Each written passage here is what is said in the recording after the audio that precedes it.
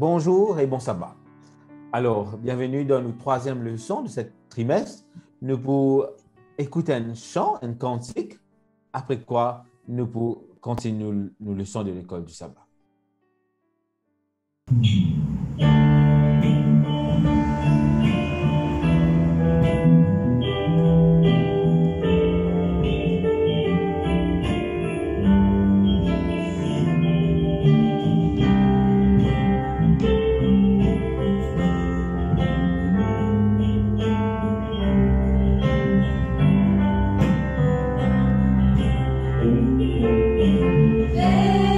La puissance est brisée.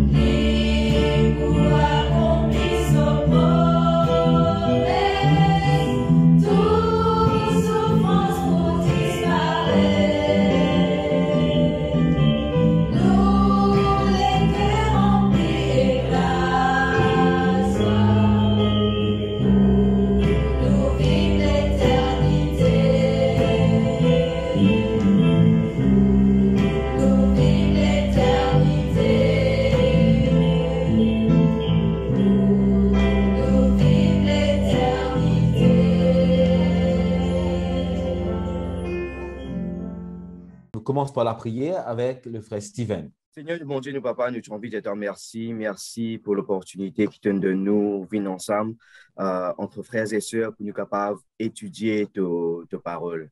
Seigneur, qui, à travers l'étude de sa parole-là, nous capables de grandir spirituellement, mais aussi qui nous capables d'être un témoin fidèle pour toi, afin qu'il nous annonce à tout un chacun à qui point tu es un Dieu bon, à qui point tu es un Dieu d'amour. Utilise-nous, utilise l'étude qu'il nous peut faire pour l'honneur et pour la gloire de ton nom, Père. Nous prions toi dans le nom de Jésus. Amen. Amen. Alors, bonjour, bon sabbat encore une fois. Bienvenue dans nos leçons de l'école du sabbat. Et c'est un plaisir pour nous retrouver, ceux qui sur Facebook, sur YouTube, vous êtes là. Et on a aussi l'équipe en Zoom aussi, Zoom Meeting. Nous comptons qu'ils nous retrouvent, nous comptons qu'ils nous étudient la leçon ensemble et m'espérer qu'ils participent avec nous et que nous passons un bon moment dans la parole de Dieu. Avec moi, nous avons le frère Steven qui nous priait. Le frère Steven de l'église de quartier militaire et aussi le frère Timmy aussi de l'église de quartier militaire, mais je connais plus celui qui s'occupe de notre centre à Belmont. Alors, bienvenue mes frères. Merci, bonjour et bon sabbat à tous. Bonjour. Alors, nous pourrons dans nos leçons, en particulier la leçon d'aujourd'hui qui parle sur la cause de notre agitation. Le repos en Christ, c'est la leçon entière de cet trimestre. Alors, la cause de notre agitation, nous avons aussi sa verset de mémoriser qui nous trouvait dans Jacques chapitre 3, verset 16. Jacques chapitre 3, verset 16, il dit à nous, là où il y a un zèle amer et un esprit de dispute, il y a du désordre et toutes sortes de mauvaises actions. Maintenant, regardez l'autre verset une autre version de sa texte-là qui dit nous, en effet, là où il y a de la jalousie et un esprit de rivalité, il y a du désordre et toutes sortes de pratiques mauvaises. Nous avons besoin de faire attention dans ce qu'il nous fait parce que nous, la vie chrétienne, nous avons besoin en Christ. C'est pour cela qu'il nous dit nous repose en Christ. Première question que nous pouvons et qui me tient content poser, et surtout ceux qui sont avec moi sur Zoom. Première question, c'est comment le prince de paix peut-il être la cause de la division? Pourquoi cette question? Pourquoi la question est là aujourd'hui? C'est parce que dans Matthieu chapitre 10, verset 34, lisez-nous, ne croyez pas, Jésus qui peut causer, ne croyez pas que je suis venu apporter la paix sur la terre. Je suis pas venu pour apporter la paix, désolé, mais l'épée. Jésus n'apporte de paix. Alors, Steven, j'ai envie de connaître qui te pensait là-dessus. Alors, quand nous lisons ce texte-là, première question que nous capables de poser, nous, que l'appellation prince de paix sortit. Alors, l'appellation prince de paix peut trouver dans le livre d'Ésaïe, chapitre 9, au verset 6, qui peut dire qu'il nous appelle Jésus le prince de paix. Et effectivement, quand nous lisons ça, nous disons, mais comment un démon qui s'y pesait apporte la paix, apporte l'union? Ici, il veut dire, nous avons non pas la paix, mais l'épée. L'épée qui représente aussi la division. Alors, la division, qui fait la division, nous posons la question, mais Jésus, est-ce qu'il ne participe aux épées unir une famille? Est-ce qu'il ne participe aux unir le Père et le Fils? Et là, nous trouvons que sa division-là, ce n'est pas la guerre. Jésus pas apporte la guerre, mais Jésus peut dire qu'il nous prend une décision à prendre. Qui sa décision-là, c'est qui nous besoin choisir, est-ce qu'il l'amour qui nous peut porter au Christ et au royaume éternel, est-ce qu'il est moindre qu'il l'amour qui nous peut porter à nos papas? Est-ce qu'il l'amour qui nous peut porter à nos enfants, il prend le pas sur l'amour qui nous peut porter aux affaires de Dieu, au royaume de Dieu? Et nous trouvons que cette division, il pouvait un effet de sa venue et non pas le but de sa venue. Et sa venue pour venir surtout pour corriger l'image qui, man juif à l'époque, tiena du Messie. D'ailleurs, c'est bien dit, me remercie-toi pour cela. Sa division-là, c'est l'effet de sa présence, parce que le mal et le bien, il n'est pas qu'à rester ensemble. Jésus, quand il est venu, il n'est pas capable de rester dans le mal, il a besoin là.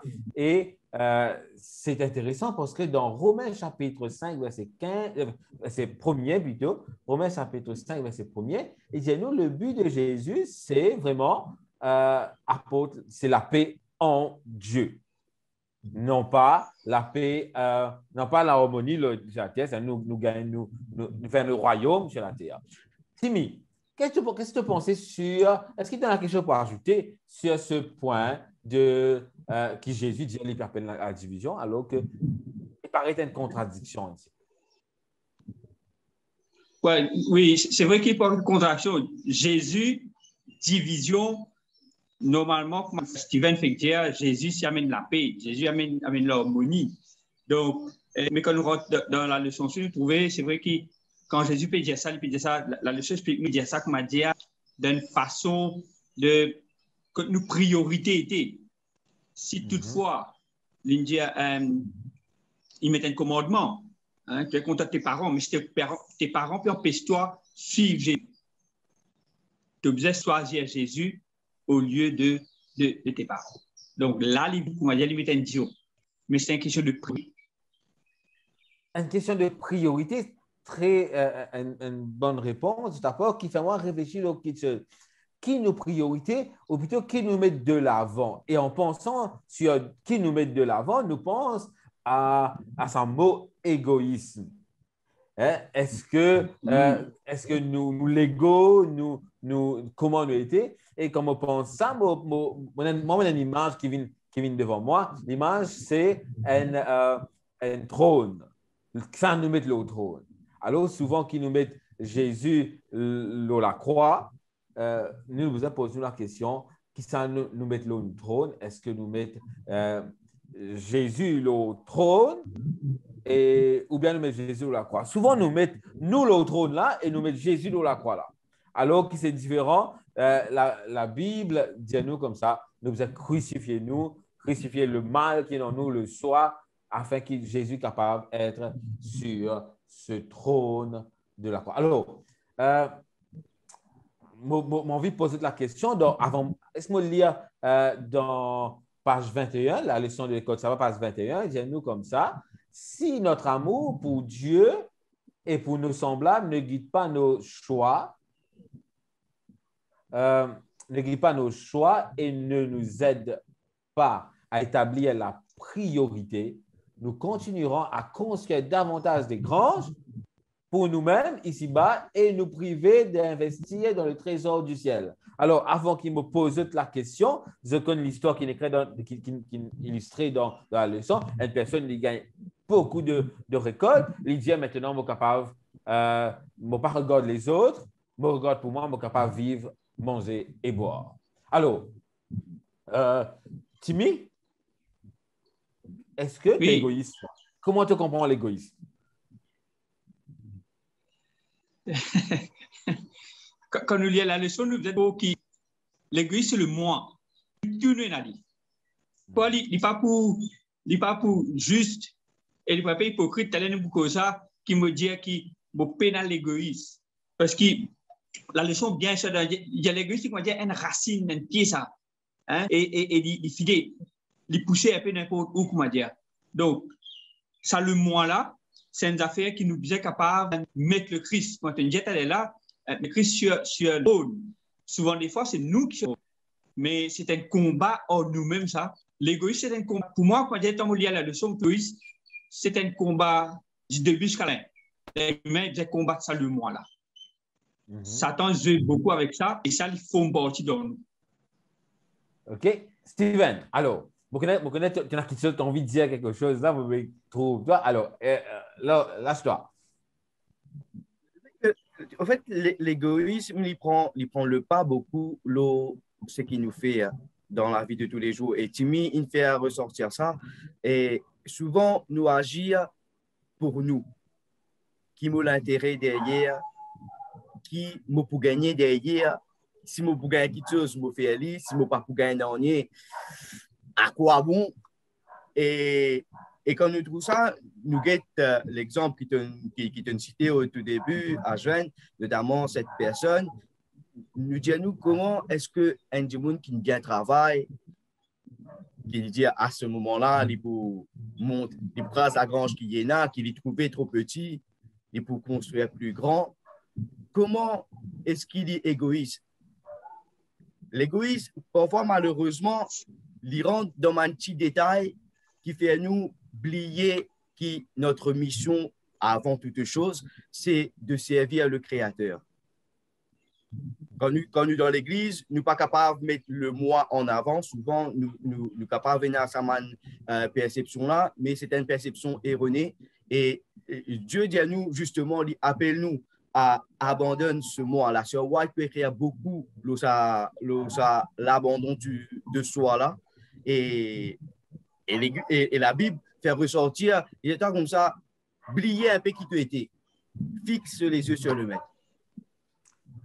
Oublier un peu qui tu étais, c'est cette phrase-là, beaucoup pour en dire. Juste pour nous aller dans nos prochains textes, dans Philippiens chapitre 2, versets 5 à 8.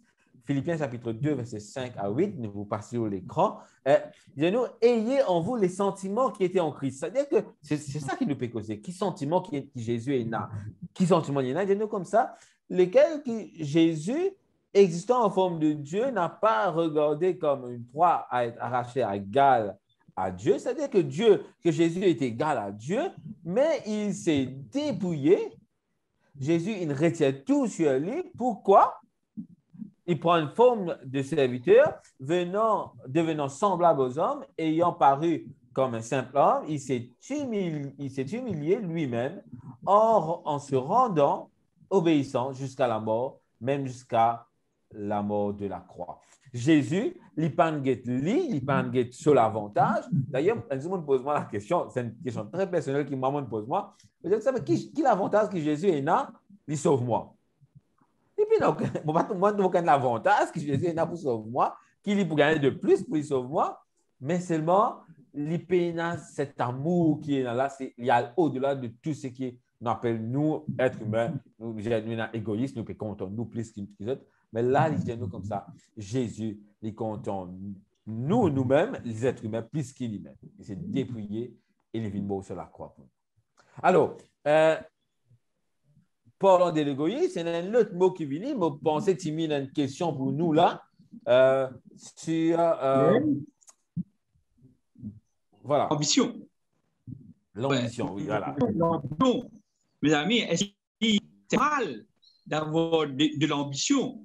Donc, la question est-ce qu'un chrétien capable d'avoir l'ambition? Peut-être, on a des collègues, et le frère Steven.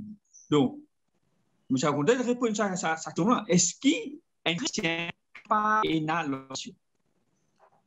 Alors, vous pouvez essayer de répondre avant et puis vous pouvez laisser Steven causer. L'ambition, lit une force qui pousse nous pour aller de l'avant.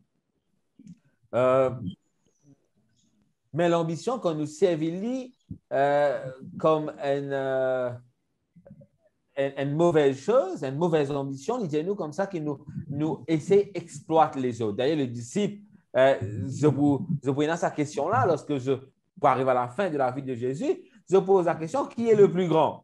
Qui s'en a parmi eux le plus grand? L'idée derrière ça, c'est que, moi, on a une ambition, parmi mes disciples, qui s'en a pour dominer son camarade, qui s'en a pour être le maître, le plus haut, et qui s'en a pour servir, parmi mes disciples, pour servir l'autre. Alors, qui est le plus grand dans notre vie? Nous avons des fois une ambition malsaine, nous sommes capables de dire, mais Jésus, l'icône corrige nous là-dessus. Vous voyez, Steven répond aussi. Ce qui est intéressant, c'est qu'à travers cette action-là, Jésus peut dire à son disciple, attendez un coup, bien. Il prend les enfants, il met au milieu. Il dit comme ça, si tu as envie d'être le plus grand, tu as besoin de commencer à ces enfants-là. Et ça, pour créer un moment de réflexion dans la tête. Ici, Jésus peut dire comme ça, tu as besoin de faire sa régression de ce qui tu étais là. Oubliez un peu, comme on dit, là, oubliez un peu ça état que tu étais là, parce que de l'ambition, pas forcément le chemin qui moi me trace pour toi. Le chemin qui me trace pour toi, c'est qui tu as besoin de non pas dépendant, mais tu as besoin capable compte sur ce Dieu qui peut protéger toi. C'est un peu le cas quand nous étudions la semaine dernière, nous trouvons qu'il parfois le peuple panassé compte sur ce Dieu et nous trouvons qu'il n'arrive dans le désert. Ici, Jésus peut prendre ses enfants-là, peut poser au milieu, peut dire comme ça, des ses enfants-là. Dans toute son innocence, il appuie sur un tel affaire, sous parole. Et c'est ça que Dieu peut attendre de nous. Alors, ce qui nous comprend, si Moïse un petit peu plus dans ta réflexion, Steven, c'est que les enfants aussi ont l'ambition, parce qu'ils ont envie de grandir. Quand un enfant gagne 3 ans, ils gagnent 3 ans et quelques mois, ils ne vont pas pour dire 3 ans, ils vont dire 3 ans et demi, parce qu'ils ont l'ambition de grandir. Et c'est là que nous sommes capables de comprendre, et le moniteur donne nous une bonne explication sur comment nous pensons aux grandeurs. Nous passe sa texte-là. La grandeur ne consiste pas à ordonner aux autres à faire des choses pour nous. Elle consiste à faire des choses pour les autres. C'est ça la grandeur. La grandeur, c'est que si nous avons envie d'être grand, Jésus dit, si on veut être grand, nous devons être le plus petit. C'est pour ça qu'il prend un enfant. Alors, voilà, le texte, il apparaît. La vraie grandeur en bas consiste à renoncer à ses droits et accepter les valeurs du royaume. Quand nous comprenons Jésus et quand nous comprenons la valeur du royaume, notre grandeur lie par rapport au royaume, pas par rapport à ce monde qui nous fait vivre. Alors, notre frère Timmy a un petit problème de son, mais nous pouvons continuer quand même à poser la question. Timmy, est-ce que tu es un adventiste le 7e jour ou bien tu es un adventiste du 7e jour? La question paraît pareille, mais est-ce que tu es adventiste le 7e jour ou tu es un adventiste tous les jours? Si pour moi, on a jusqu'en parle du mercredi qui parle de l'hypocrisie. Donc, il faut bien attention, comme vous là, hein, pour me dire, vous pas ça titre hypocrite. Quand Jésus dit ça, tu traites un dirigeant d'hypocrite. Je veux dire, le mot adventiste du 7e jour veut dire tous les jours adventiste. Mais si je dis et je ne pas faire c'est un problème. Jésus pour dire comme ça,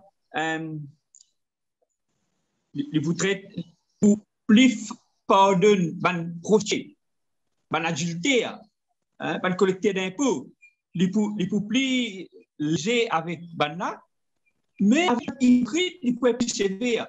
C'est nous qui l'hypocrisie, c'est l'hypocrisie. Hypocrite, mes amis, c'est faire semblant. C'est, comment dire, un acteur. Il n'arrive pas à nous faire. Il ne faut pas nous causer mentir. Mais l'hypocrisie, c'est une affaire qui nous besoin tacler dans la vie de chaque jour. Moi, je suis Steven, car une élection partie. Donc, tu me fais un peu le tour, effectivement.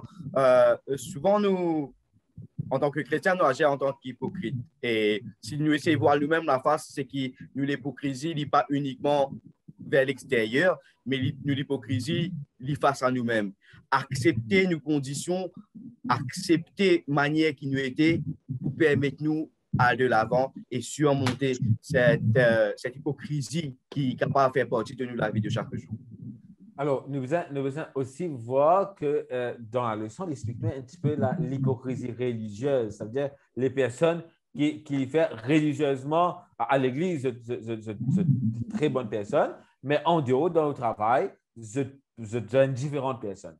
D'ailleurs, le mot hypocrite, et il dit nous comme ça, c'est deux faces. Alors, nous avons besoin, nous, en tant que chrétiens, faire attention qu'il n'y ait pas une personne de deux faces. Parce que Jésus pas fait une image de deux faces comme la terre.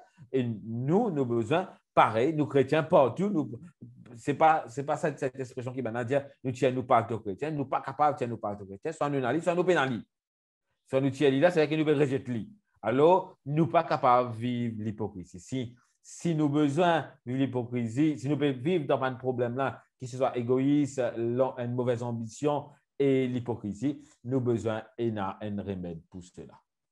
Alors, peut-être, pasteur, mais oui. Remède ça. Est-ce qu'il y a un remède à tout ce qui nous peut dire là, tout le monde nous dit hypocrite, etc. Qui sont Voilà, c'est ça la question qui nous pose. Nous, quel est le remède contre l'égoïsme, contre l'ambition et l'hypocrisie et surtout nos agitations? Ce qui fait nous bouleverser, c'est nous tourner et tout. Et là, il y a un tableau qui me envie de présenter. J'ai nous les principes de ce monde et les principes du Christ. Et qui est arrivé dans le principe de ce monde? Voilà, le tableau est devant nous. Dans le principe de ce monde, il y a l'avidité. Par contre, dans le principe du royaume du Christ, il y a la générosité. Ça veut dire que quand nous déjà pouvons vivre le royaume, nous généreux. Et dans ce principe de ce monde, il y a la promotion de soi. Moi qui ai besoin plus fort, moi qui ai besoin plus grand. Par contre, pour Jésus, c'est un sacrifice de soi. Focalisation sur le soi ici sur ce monde. Par contre, de l'autre côté, c'est Jésus, c'est une focalisation sur l'autrui. Cessez de nous agiter.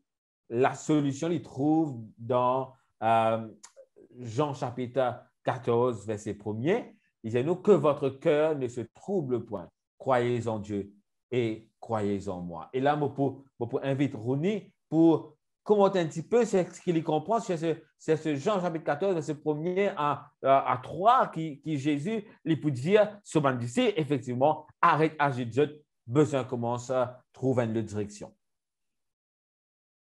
Bon, mais Serge Van, quand nous étudions ce texte-là, surtout moi, comme on étudie, me dire comme ça, c'est Jésus qui est allé, il y a pratiquement 2000 ans là, est-ce qu'il finalement, il pourrait tourner? Mais ce qui donne moi courage, continue à croire dedans, c'est que Jésus, à chaque étape qui décrit dans la Bible, surtout dans les évangiles, il n'y a pas de cause pour non. Il n'y a pas de cause pour remplir maintenant mot. Quand l'Indien a fait, c'est parce que ces affaires-là ont son importance. Jésus peut dire, croyez en Dieu et croyez en moi. Jésus peut dire nous qu'il prépare une place et si nous plaçons confiance dans ce Jésus qui mourut la croix, qui est ressuscité et qui prépare une place pour nous, c'est qu'il peut revenir pour prendre nous avec lui. Et dans Jean 14, le verset 2, il dit « Mon Père est venu ». Tu as besoin de quoi? En tant que chrétien, tu as besoin de quoi? Parce que qui fait ça, le monde n'a pas fait de toi, non, ni d'autre. De croyance, tu as besoin de placer dans le seul et unique Sauveur. Et c'est sûr et certain qu'il va retourner. La question qui te besoin pose toi en tant que croyant aujourd'hui, c'est est-ce qu'il me laisse mon égoïsme? Est-ce qu'il me laisse mon ambition? Est-ce qu'il me laisse toutes les agitations qui sont à la terre là pour proposer venir un barrage entre moi et le retour de mon Sauveur qui peut venir bientôt? Alors, peut-être nous un petit peu plus loin, on a posé une question. Pour un man ici pour poser une question dans ce texte-là, comment nous vous faire? Quelle est la réponse? La réponse, le remède, c'est que Jésus est le chemin. Et puisque nous l'étant peut terminer, nous pour dire quelque chose, termine par cela. Jésus est le chemin. Jésus est la solution de toutes nos agitations. Jésus est la solution de tous nos problèmes. Si nous payons un souci, si l'égoïsme peut prendre place dans la vie, à nous laisser tout de la main Jésus. Regarde à Jésus. Tant qu'il nous fixe nous les yeux sur Jésus, tant qu'il nous concentre nous sur Jésus, ça va une mauvaise manière, ça va une mauvaise penchant là, les vous disparaître. Quand nous pouvons élever Jésus, c'est nous qui pouvons être abaissés, c'est nous qui pouvons être là et c'est Jésus qui peut élever nous. Ce n'est pas nous qui besoin d'élever nous-mêmes, mais laisse Jésus élève nous. Quand je parle quand je prends l'illustration du trône et de la croix, quand nous mettons Jésus sur le trône et nous mettons le moi sur la croix, la Bible dit nous comme ça, à la fin, Jésus pour mettre nous aussi sur le trône avec lui. Alors, ma prière, mon souhait, moi aussi, que je tue avec moi pareil, que nous capables d'être avec Jésus sur le trône un jour dans le ciel. Merci beaucoup pour votre présence. Nous vous faisons la prière, nous vous prier afin que bon Dieu soit capable de bénir nous pour cette leçon. Mais avant tout, pas oublier que semaine prochaine, nous avons la leçon qui peut venir, la leçon numéro 4 qui dit nous le prix du repos. Alors, mon courage pour étudier cette leçon. Et merci aussi à Steven et Timmy pour la leçon d'aujourd'hui. Merci pour votre participation. Merci à vous qui écoutez nous sur Facebook, sur YouTube et surtout ceux qui sur le panel de Zoom et qui est avec nous ici. Merci beaucoup pour tout et nous couvrons la tête, nous vous prions. Seigneur notre Dieu, nous remercions toi pour cette leçon qui te donne nous, que tu montres nous qui nos priorités. Jésus, lorsqu'il vient de la terre, il challenge chacun de nous, il met nous au défi dans la façon qu'il nous était, dans la façon qu'il nous vit.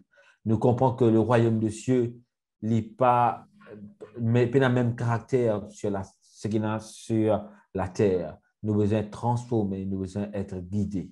Alors, Seigneur, pardonne-nous pour toutes les fois qu'il nous manque à cette transformation. Et bénis-nous afin qu'il nous capable de préparer nous pour le ciel. Montre-nous le chemin, nous connaissons le chemin sur Jésus et qu'il nous capable de suivre ce chemin, suivre ce Jésus jusqu'à l'éternité.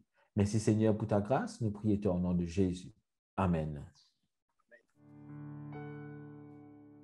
Au revoir et à bientôt.